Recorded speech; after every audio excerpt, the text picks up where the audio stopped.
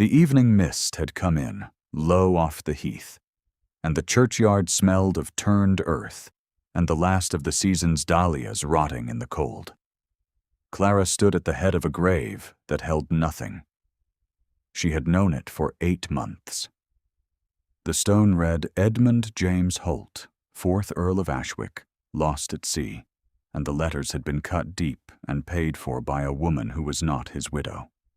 Clara had watched the stone go in. She had watched the woman in black crape weep with an art that would have humbled a theater. She had watched the county bow its head and call the thing a tragedy, and she had kept her mouth closed and her hands folded, and her secret pressed flat beneath her breastbone where it could not be reached. A carriage was coming up the lane. Clara heard the creak of it before she saw the lantern swinging at the coachman's box. The magistrate, she thought. Mr. Hartson, summoned at last. She had written the letter herself, in a hand that did not shake, 3 days ago, when she finally understood that silence had become the more dangerous choice. The lantern swung past the yew trees, and from the house at the top of the rise, Clara could see candlelight in every window. Dorothea Cassell, who called herself the Countess of Ashwick, was entertaining tonight. 20 covers laid.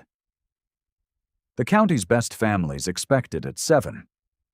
A woman who was not a widow, entertaining in a dead man's house, while the dead man's name stood in stone in the churchyard below, and while Clara Vane stood over his empty grave and waited for a magistrate to come and help her dismantle the whole careful fraud. She pressed one hand to the stone and said nothing. The cold of it came through her glove.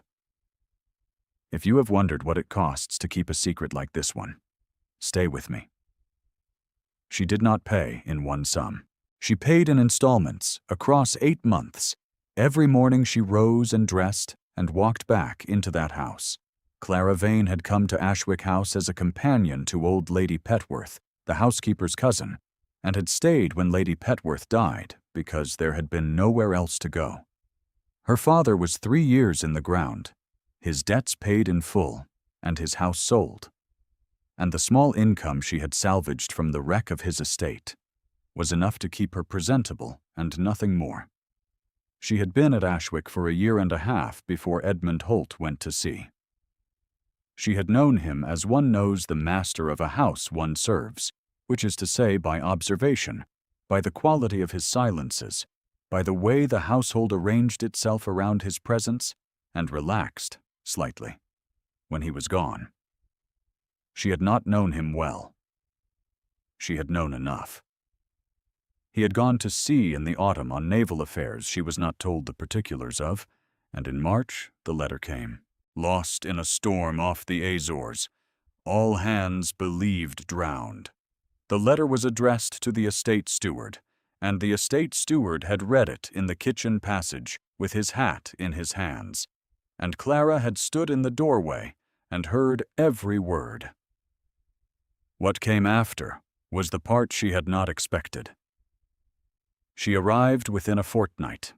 She arrived in a black carriage with a black bonnet and a solicitor at her side, and she produced a marriage certificate dated 2 years prior, and she said she was the Earl's wife, married in secret before his departure, and that she had come to claim what was hers. The certificate looked right. The seal looked right. The solicitor's manner looked right in the way that only a great deal of practice produces. The parish had required a burial. There was no body, but the law in such cases allowed for a monument and a service when death was sufficiently attested. It was Clara who had been sent to the parish office to arrange it, because Dorothea did not care to deal with clerical details, and Gerald Cassell, her brother, had other matters to attend to. Clara had gone to the parish office, and she had spoken to the vicar, and she had arranged the box. A plain wooden one, 8 months ago, on a grey morning when the ground was still hard. She had written Lord Ashwick in the ledger under her own hand, and she had paid the parish fee from household funds Dorothea had given her for the purpose, and she had stood at the graveside in the cold while the vicar spoke. And when it was done, she had walked home through the frost with the burial record book tucked inside her coat. She had not given it back. She had not known yet why she kept it. She knew now.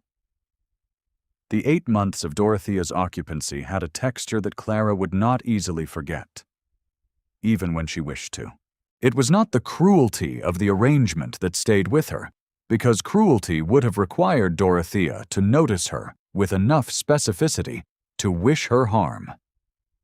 It was the indifference.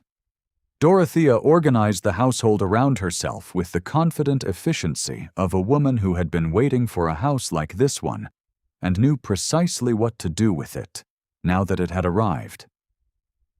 She hired a French cook and dismissed 2 of the old kitchen maids. She redecorated the morning room in a shade of yellow that suited her complexion.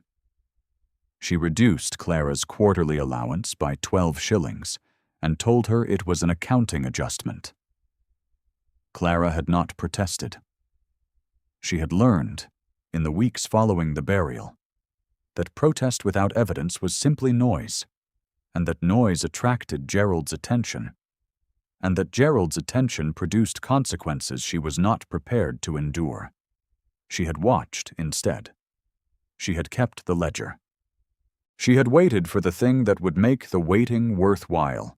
She had not known it would be the Earl himself walking through a stable door in October. The morning Dorothea had first called her the box girl had been a Tuesday in March, 3 weeks after the burial, when Clara had brought the household accounts to the study and found Gerald already there. Dorothea had been standing at the mantelpiece and had not turned when Clara entered. She had said to her brother, in a voice calibrated precisely to Carrie, that she did not know what to do with the box girl, as she could hardly keep paying her now that the burial was done, and she had no position that made sense of her. Gerald had agreed that the box girl was a loose end. Clara had set the accounts on the desk and withdrawn, and the 2 of them had continued the conversation as though she had been furniture rather than a person in the room. She had stood in the corridor for a moment with her hand against the wall. Then she had gone to her room and opened her coat and checked that the ledger was still in the lining. And it was. And she had sewn the pocket another stitch tighter before she went back to work. The magistrate's carriage stopped at the churchyard gate, and Clara straightened her back and went to meet it. She did not make it as far as the gate. The stable door at the far end of the churchyard wall opened, and a man came through it. He was tall, and he moved quietly for his size, the way men who have been at sea often move, as though the ground beneath them is always in slight motion and must be accounted for. He wore a plain dark coat, no livery, no insignia, and his face was in shadow until he was 6 feet away, and the lantern from the magistrate's carriage caught the angle of his jaw. Clara's breath left her entirely. He stopped when he saw her. His eyes went to the gravestone behind her, and something crossed his face that she could not name. A stillness within the stillness. A kind of braced recognition. The look of a man who has been told a thing in the abstract, and is now seeing its concrete form. "Miss Vane?" he said. His voice was low and level and utterly certain, as though he had been rehearsing her name in the dark for some time. "You kept the ledger." It was not a question. She did not know how he knew. She did not know how long he had been watching, or from where. She only said, "Yes, my lord," and felt the words sit strangely in the cold air, given the stone that bore his name stood 3 feet behind her. "Good," he said. He looked at the gate and at the magistrate's lantern beyond it. "Then we are ready." He was not dead. He had not drowned off the Azores. He had been taken aboard a Portuguese vessel after the storm disabled his ship, and he had spent 4 months recovering from a lung fever in Lisbon that had very nearly fulfilled the obituary his supposed wife had commissioned. He had come home in August to find his house occupied, his name on a gravestone, and a woman he had never met presenting herself as his countess to the county gentry. He had not announced himself. He was a deliberate man, and he had learned caution, and he understood that to walk into Ashwick House and announce his presence without evidence or witness or legal sanction would be to give Dorothea's brother the time necessary to disappear with whatever documents remained. He had watched from the farmhouse on the eastern boundary, which his old steward had helped him secure, for 6 weeks. He had watched and noted and planned, and he had written to Mr. Hartson by the same post as Clara's letter, without knowing of hers. He told her this on the walk up from the churchyard, in short level sentences, while the magistrate's carriage rolled alongside them up the lane toward the house. Clara listened and said very little. Her mind was occupied with the quality of his presence beside her, which was different from how she had catalogued it before his supposed death. He walked closer than strict propriety suggested, and he did not appear to notice it, or he noticed and did not object. And she was not certain which possibility occupied more of her attention. She said, at the top of the lane, "You should know what she has told them about me. Tell me." "She calls me the box girl," Clara said. To her brother. "She says it to make clear that I arranged the burial, and therefore any evidence I produce is suspect, because I might have arranged anything at her direction." She paused. She is not wrong that it sounds possible. He looked at her then, directly and without haste. "Did she direct you to keep the ledger?" "No." "Then it is not possible," he said. "It is what she cannot account for." She had thought the same thing for 8 months. It was something else entirely to hear him say it. The autumn dinner was at 7. They had 40 minutes. They did not go into the house. Edmund said he preferred not to be seen until the moment was chosen, and Clara understood the strategy, and so they stood in the stable block at the side of the lane while the magistrate's carriage was guided around to the eastern approach by the old steward, who knew enough to keep it out of sight of the drawing-room windows. The stable held 3 horses and smelled of hay and the particular cold of an October evening in an unheated stone building. Clara told him everything in a low, orderly voice, the names of the dinner guests she was certain of, the layout of the dining room and which door could be entered from the servants' corridor, the location of Gerald's private writing box, which she had seen him carry to the library 3 separate times in the past fortnight, and which she believed contained documents he did not trust to his sister's household safe. She told him about Mrs. Petworth, who had known the box was empty, and had said nothing to anyone, and about William the footman, who was loyal to the estate, and not to its current occupants. Edmund listened. He did not take notes. He asked 3 questions, each short and specific, and she answered them. When she was done, he was quiet for a moment. Not processing, she thought, because he had clearly been processing for weeks, but making some private accounting of what she had given him against what he had already known. "There is something else," she said. "Tell me." "The day before the burial, Gerald came to me with the ledger already half completed. He had filled in the date and the Earl's name and left blank the space for the nature of the interment. He wanted me to write the word burial and sign it as the arranger. He said it was a formality." Clara paused. "I did not write burial. I wrote the word empty and signed that, and when he came to collect the ledger, I told him it had gone back to the vicar. He believed me. I do not think he ever looked at what I wrote." Edmund was still. He had a way of going very still when something landed that mattered, a quality of absolute attention that was nothing like the inattention of a man at rest, but rather the opposite, a gathering and focusing. He did not know, Edmund said. He thought it said what he intended it to say. A long pause. The horse nearest them shifted in its stall. "Miss Vane," he said, and something in the way he said it made her look at him. "That ledger is the one piece of evidence that could not have been manufactured after the fact. Gerald will know that, the moment he sees it. He will know that his fraud has a hole in it precisely the size of your decision to write one word instead of another, 8 months ago, in the parish office of St. Andrew's, without knowing what that decision would be worth." He looked at her for a moment longer than was strictly required by the statement he had just made. "Why did you keep it?"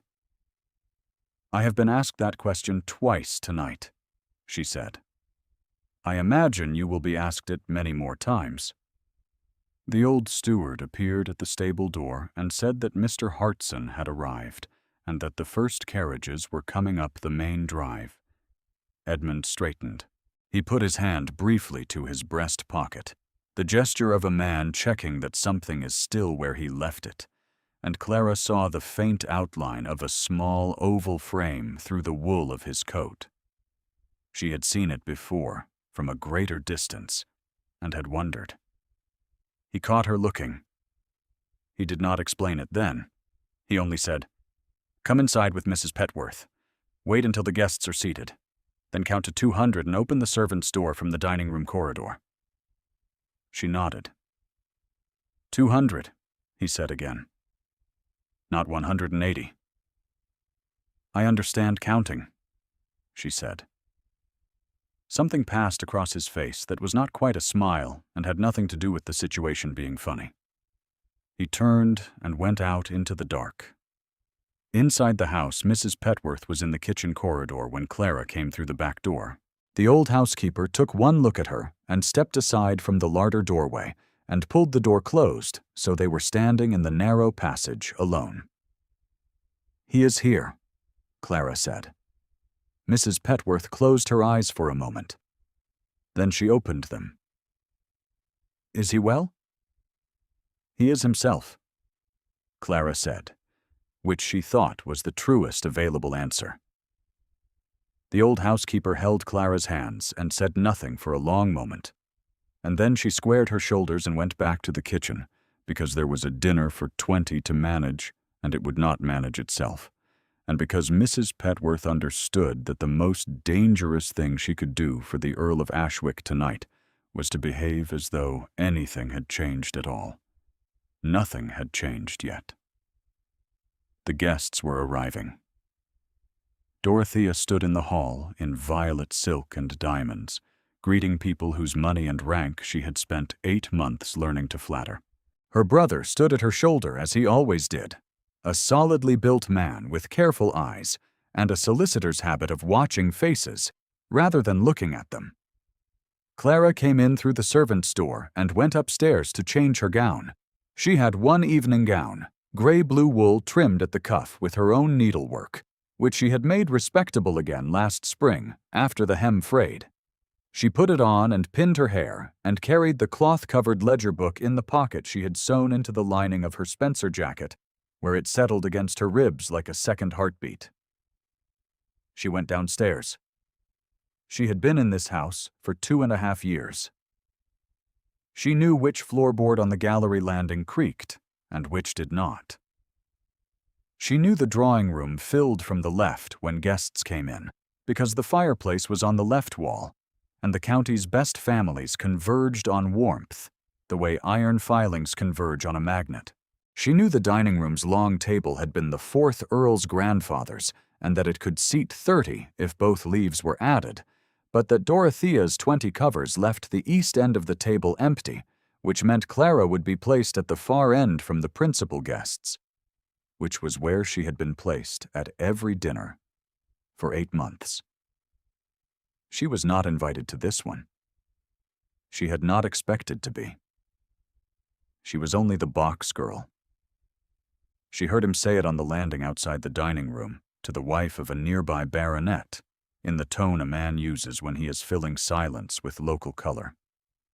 He said that the household had a peculiar little governess companion creature who had arranged the late Earl's burial and was unfortunately still on the premises, and that Dorothea had been most patient with her given the awkwardness of it. He said she was a provincial thing. He said she was not received. Clara stood on the other side of the door and listened to every syllable, and when he was done, she went to find the drawing-room service door, which opened on the corridor behind the fireplace, and she waited. She waited while the covers were laid and the guests were seated and the soup came in. She waited while the candles burned lower in their holders and the conversation swelled and the wine went round. She waited until the footman, who had always been kind to her, a young man named William, who had worked at Ashwick for 3 years before Dorothea arrived, came to the door and knocked once, softly, the way they had arranged. Then she opened the door and walked into the dining room.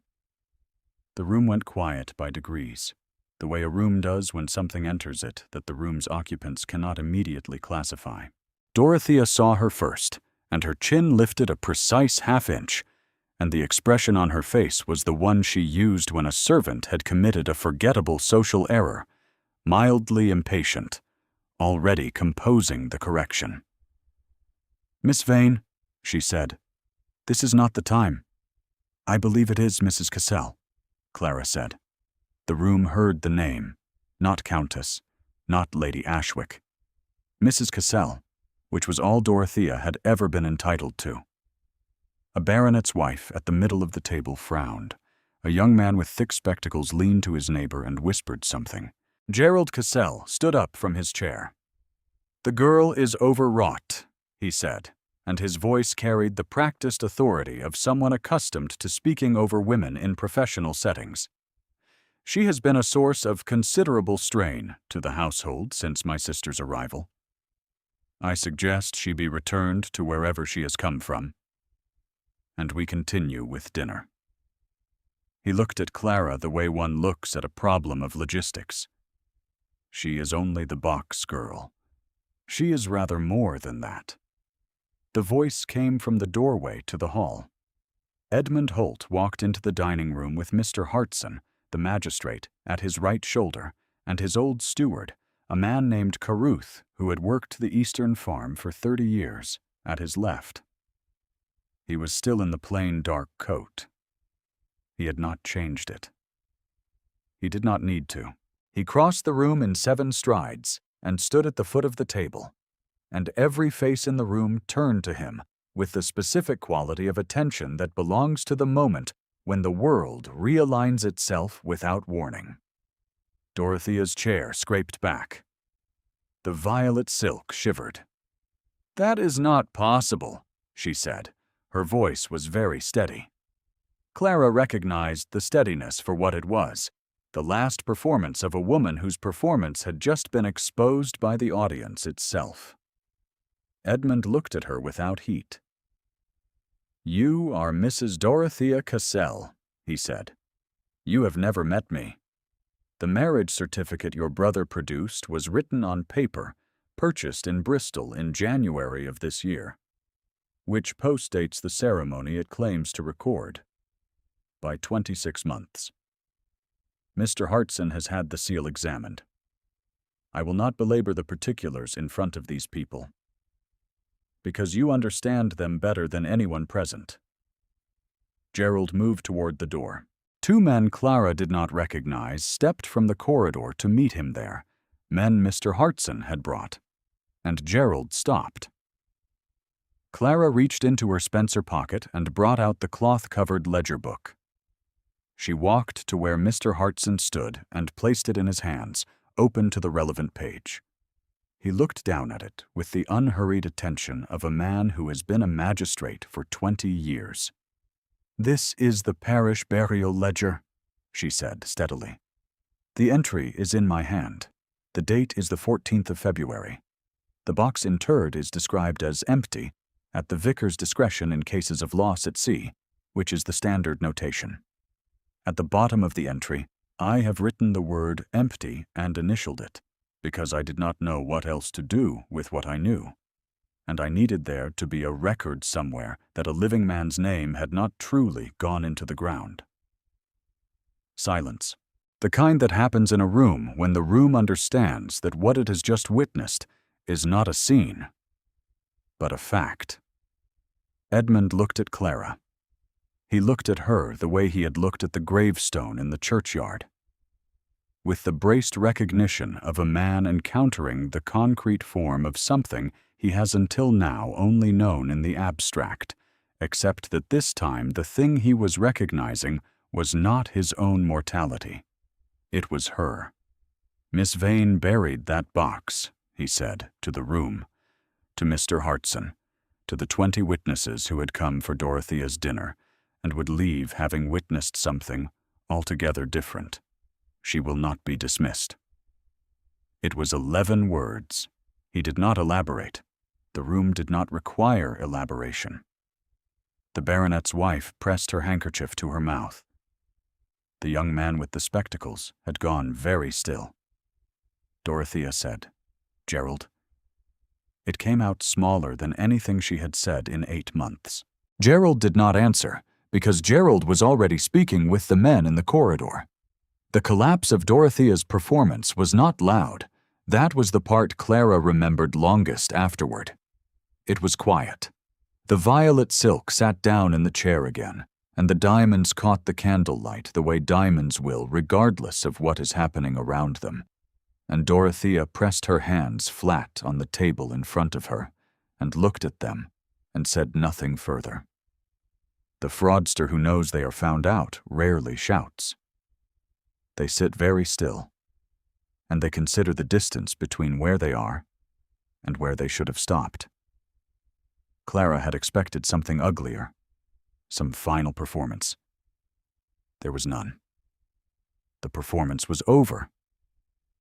There was only a woman who had bet everything on a certificate and a name and a dead man's convenient absence, and who had not, until now, found a reason to bolt.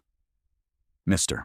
Hartson said, in the tone of a man summarizing a meeting, that the matter would require the county's formal attention in the morning, that Mrs. Castle and her brother would be required to remain on the premises this evening under the steward's supervision, and that the Earl of Ashwick was, as of this moment, restored to the possession of his estate and all that entailed.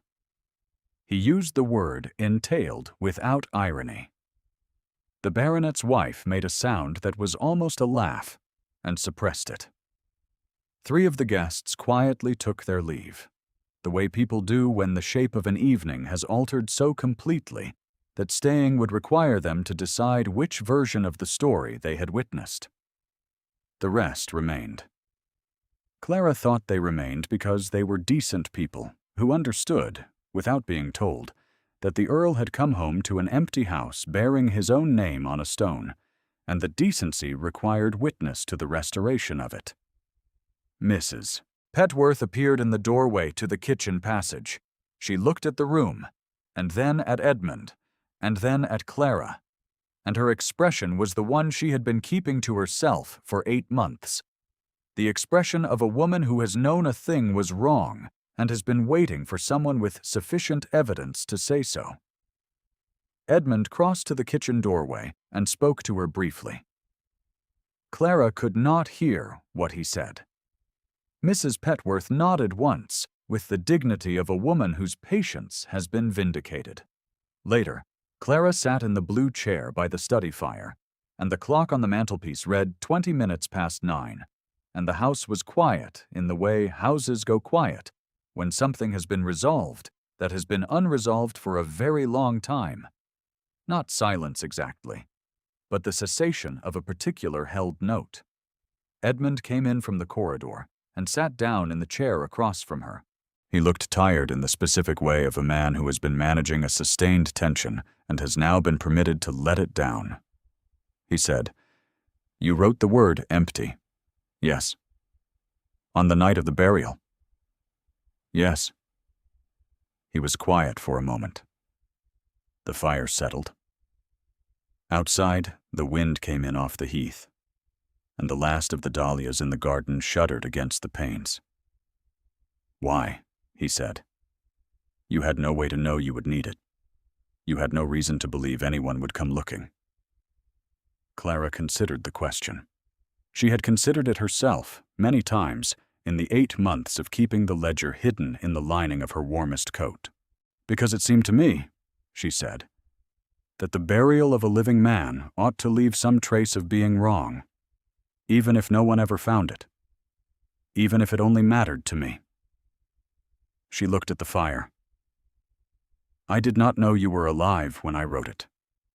I only knew the box was empty, and that the ledger was the one place where the word empty could be written down and stay written." He did not say anything immediately. She was accustomed by now to the quality of his silences, which were not empty, but full of something that moved behind his face in ways she was only beginning to learn to read. He reached into the breast pocket of his coat and took out a miniature portrait, small and oval-framed in tarnished gilt, the kind made for a breast pocket and carried there rather than displayed. He turned it so she could see it. A young man, perhaps 22, with Edmund's jaw and lighter hair, and an expression of alert good humor that seemed to belong to someone who had not yet learned that the world could take things from him. "My brother Thomas," Edmund said. "He was on the ship. He did not survive the storm." A pause. "I did not know, when we were separated from the ship, that the fever I contracted would take 4 months to release me. I did not know, during those 4 months, whether any of my crew had lived. When I was recovered enough to inquire, I learned that Thomas had not." He looked at the miniature, and then he put it back where it had lived. "I came home to find a fraudster in my house, and my name on a stone. And I confess I found the stone very nearly the lesser affront of the two." Clara said nothing. There was nothing useful to say to that, and she had learned long ago that the most dignified response to grief honestly expressed was attention rather than commentary. He reached into his other pocket and set the cloth-covered ledger book on the knee of his breeches. He had taken it from Mr. Hartson when the magistrate was done with it. He held it out to her. She looked at it. "It belongs to the parish," she said. "The vicar told me this evening that he considers it a private record of a particular circumstance, and not a formal parish instrument," Edmund said. "He was very clear about it. I believe he felt some relief at not having the thing officially in his possession." He held it out again. "Take it, Miss Vane." She took it. The cover was worn at the corners where she had handled it, through 8 months of coat pockets and hiding places, a small cloth-covered rectangle that had been her only evidence and her only assurance that she had not, in all the confusion of that winter, lost her own mind about what was real. She set it in her lap and looked at it. And then she looked at him. He had one elbow on the arm of the chair and his chin resting on his hand, and he was looking back at her with the expression she was still learning to read, except that she thought, for the first time, she might be beginning to understand it. She thought it was the expression of a man who has observed someone for some time and has arrived at a conclusion that he is not yet certain how to announce. She said, to give herself something to do with the warmth in her face, "What will happen to Mrs. Cassell?" "Hartson believes the certificate evidence is sufficient for proceedings. Gerald will face the more serious charges, as the document was his work. Dorothea was his instrument, mostly, though not entirely unwillingly." He paused. "They will not remain in this county." "No," Clara said. "I did not imagine they would." The fire went low and then caught again. The wind outside had gentled. In the kitchen passage, which was the other side of the house from here, she could hear Mrs. Petworth moving about in the particular unhurried way she moved when something had been set right and she was willing to take her time about the remainder of the evening. Edmund said, You have been in this house for 2.5 years. Yes. And in that time, you have never asked anything of it. I was a companion, she said. Then a useful set of hands. It did not seem appropriate to ask. I am asking you now, he said, whether you would consider remaining in a different capacity. The fire spoke. Clara looked at it. Her hands were steady in her lap, which was, she thought, entirely misleading. What capacity? She said. He was not a man who circled. She had understood that about him from the first week of his return, when he had told her in 11 words what he required, and waited for her yes or no without elaboration or appeal. She had understood it as the quality of a man who has spent months being indirect, watching and gathering and waiting, and who has used up every available reserve of patience. He said, "Mine."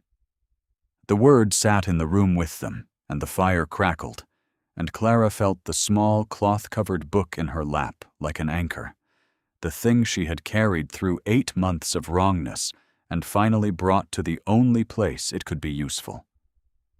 She said yes. It came out quietly, the way yes does when it has been true for a long time before it was permitted to be said. He stood and crossed to her chair and offered his hand, and she put hers into it. And he held it without pressure, the way you hold something that has been through a long journey and arrived intact, with care and without haste. His fingers were warm. She had not expected that. She had expected the cold of outdoors on him, the October air still in the wool of his coat. But his hands were warm, and she felt it through her glove, and then he removed the glove, gently, because propriety was a thing he observed and had also, tonight, decided to set aside. And he held her bare hand in both of his and said her name. Clara. It was the first time he had used it. It sat differently in the air than Miss Vane had, less formal and more true, and she thought she would hear it for a long time after this. In the evenings, in rooms with fires, in the particular quality of quiet that settles on a house when the thing it has been holding its breath for has finally arrived. Outside, the wind had stopped. The heath lay still under the October dark, and somewhere at the bottom of the rise the churchyard stood with its stone and its empty grave, which would need attending to in the morning, the notation corrected, the record put right, the name restored to the living man who bore it. They sat together in the study while the candles burned down, and the ledger rested on the side table where Clara had set it, and the fire burned low and warm, and Mrs. Petworth did not knock. The season would have something to say about it, come spring. It always did. It would weigh the governess companion against the Earl and render its verdict in the way of seasoning. Gradually, then with great confidence, as though it had thought so all along. Clara did not much mind what the season said. She had learned, in 8 months of living in a house under a false name, that the season's verdicts were the least reliable of all available evidence. The most reliable evidence she knew of was a small cloth-covered book with the word "empty" written in her own hand, and a man who had come home to find it, and known, without being told, what it meant about the woman who had written it. She did not need the season's verdict. She had his. If this story found something in you that needed finding, leave a word in the comments. There are more evenings like this one, more quiet houses, more women who carried things carefully through the dark. We will return to them. The miniature of Thomas Holt stayed in Edmund's breast pocket, as it had stayed through the fever and the Portuguese winter and the long watching weeks on the eastern boundary of his own estate. It was not a wound that closed. It was a wound that became part of the country of him, like the heath outside the study window, always present, sometimes quiet. Clara came to know this about him the way she came to know all of him, by observation, by patience, by the evidence of small specific things. The burial ledger lived on the study shelf. Between a Latin dictionary and a book of maps, its spine turned outward. No one asked about it. Mrs. Petworth knew what it was. Edmund knew. Clara knew. That was enough. The grave in the churchyard was altered in November, the stone re-lettered by the same craftsman who had cut the original, and the empty box was left undisturbed in the ground, because the vicar said there was no practical reason to excavate something that had already served its purpose and inconvenienced no one. Clara thought the vicar was probably correct. She did not visit the churchyard again until the following March, when the ground was soft, and the first of the year's growth was coming through at the base of the stone walls. The stone with his name had been re-lettered in November, the false dates replaced, the words "Lost at Sea" chiseled out and filled again with plain gray mortar. The grave below it held its empty box in the dark earth with a kind of patient neutrality, as graves do. Edmund was with her. He stood for a long time at his brother's marker, which was nearby, in the old section where the Holt family had been burying their dead for 2 centuries, and Clara stood beside him and said nothing, because nothing was what the moment required. His hand found hers on the walk back, without discussion, without preamble, in the practical way of a man who has decided what he wants and sees no particular reason to perform the deciding. She held on. The heath stretched out ahead of them, brown and wide and full of the particular beauty that belongs to things that are not pretty, but are honest. And Ashwick House sat on its rise with its windows catching the March light. And it looked, from here, the way a house looks when the right people are inside it. She did not let go until they reached the gate.